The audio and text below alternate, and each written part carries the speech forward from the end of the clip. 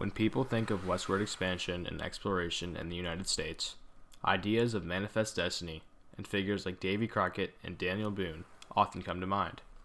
They seem to count out one important figure who was responsible for the settling of modern-day West Virginia and Ohio. Lewis Wetzel was a controversial man that settled lands outside of U.S. territory by killing American Indians. Though he was very violent, many frontierspeople saw him as a hero because he protected them from the indigenous people. Wetzel did not speak very often, and most of what we know about him is from second-hand accounts. Much of Wetzel's life and achievements are remembered through stories about him that feel larger than life, and there's not a lot of real history remembering him. The late 18th century saw major changes in American history. Many of these events in this era affected how Lewis Wetzel would carry out his contributions. The Proclamation of 1763 was passed by the British after the French and Indian War. They set up a proclamation line that barred the settling of any land west of the Appalachian Mountains. Overall, this failed to stop westward expansion. Later, in 1776, the American Revolution began. The original 13 colonies had gained their independence from Britain. Soon, more colonies would be added to the United States. Finally, the Northwest Ordinance of 1787 structured the settlement of northwestern territories and laid the groundwork for how states would be added in the future. Lewis Wetzel was born in Pennsylvania sometime in between 1752 and 1763. While he was still young, his family moved to present-day West Virginia.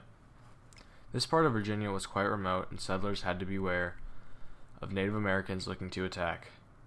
One day, while working in a field, Lewis and his brother left their father to pick some things from the cabin.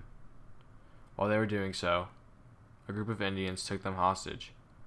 Lewis was only 13, and his brother Jacob was 11. Lewis and his brother were working hard for a few days before the Indians decided to give them a rest. When no one was looking, they were able to escape and made their way back home. This is originally what gave Lewis an idea for how he would fight Indians and explore Western territory. Being captured and put to work by the Indians made Lewis resent them. This made him want to drive the Indians out of their territory for him to settle. He spent the next years getting extremely talented with his rifle. Lewis was able to reload his weapon while running. This made him so quick to kill that Native Americans would refer to him as Deathwind. Another influential event in Lewis Wetzel's early life was when he was ambushed by Indians for a second time. The result of this incident was the death of his father and brother. This was another reason Lewis began to have a hatred for Indians. He was very upset that they had taken the life of his brother and father, and it turned Wetzel to want to hurt the Indians for vengeance.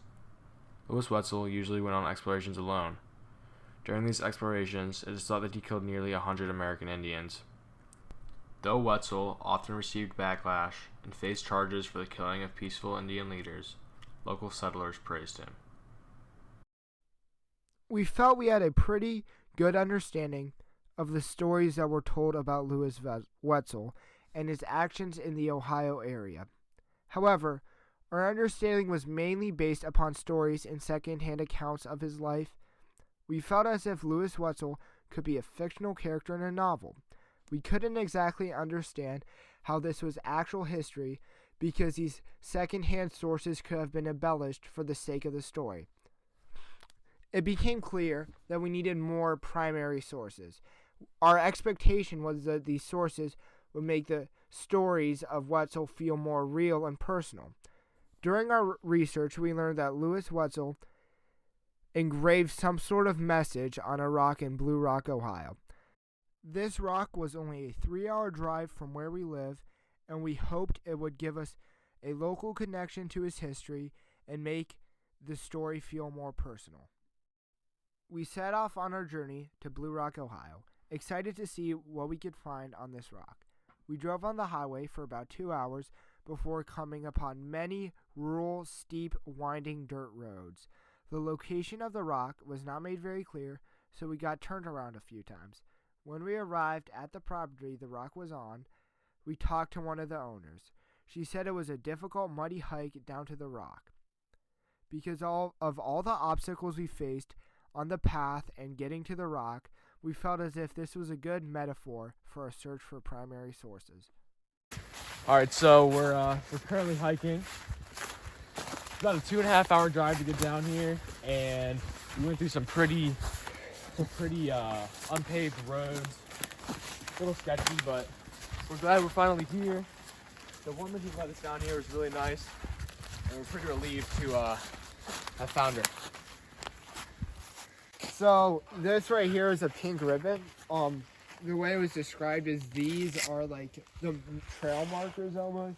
It's the way to kind of find where we have to go. So when we see a pink ribbon, we know we're on the right track. Yeah. So this is very reassuring. I don't really know if I feel comfortable crossing this. I never really learned how to swim. Okay, so we're hiking on the trail right now. It's really interesting to see. You can kind of imagine what it would have been like for Louis Wetzel out here, because a lot of times when you're studying history, you don't really get to experience what it's like. But out here, there's almost no connection to present day right now, and it kind of gives you a sense of what Louis Wetzel may have felt like. Here. All right, we have made it to the rock. We're here. It's pretty neat. That it says, you can't really see most of it up here, but on the picture up here it says, "Enjoy the peace which I have prepared for you." It's definitely it makes history feel alive almost. It really exceeded our expectations getting down here. We weren't really sure what was going to happen. The owner of this land actually said that some trees kind of fell or something, or it could have affected the way the rocks look. And we saw a picture and it looks pretty neat. And honestly, this kind of exceeded how we thought it would look. And we're just really surprised about how well it kind of like makes history come alive, like Jed said. It's very there's a lot of details that make it feel like this is actual history. It's not just a textbook, right? So, he kind of wrote his phrase in the funny spot of the rock, and his kind of like way of saying it, and his handwriting is not particularly neat. And then here it says there's his name, but it's real big, and it's kind of it's a little bit weird, but it feels real. It feels like a human actually did this. And then when he's describing his birth, it says he was born in Virginia, but now we know he was born in West Virginia. Just West Virginia was a part of Virginia back then, so that's something very cool. So it makes it feel real. And here, when he's inscribing his birth date, it has the 8th or the 9th, and we know that's not a month because it says February. So it's almost like he doesn't know if he was born on the 8th or the 9th. So the message engraved on the rock was, "Enjoy the peace which I have prepared for you." I feel like this says a lot about how Louis wanted to be remembered and how he saw himself. He saw himself as, a hero who was bringing peace to this new land. But, there was all these stories paint a different picture of him almost as a brutal killer. And when we were talking to the owner of the property, he said something that I think was really, really a good way to capture Wetzel. He said that today he would be a mass murderer, but in the 1700s he was a hero.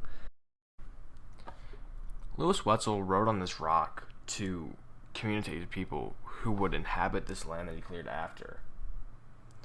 And he knew that he would have likely been forgotten if there was no primary source of him, because what he did was so important to, the settling of the Ohio region. But there really was no, documentation of him doing anything, and there really was no reason for him to be remembered other than these secondary, sources that people would keep of him. So when people see this rock that he created, they are reminded of the contributions that he had when settling Ohio, and they're also reminded of the horror he caused for the Native Americans in this region. And so it made him able to communicate throughout periods of time, and it helped people remember his legacy.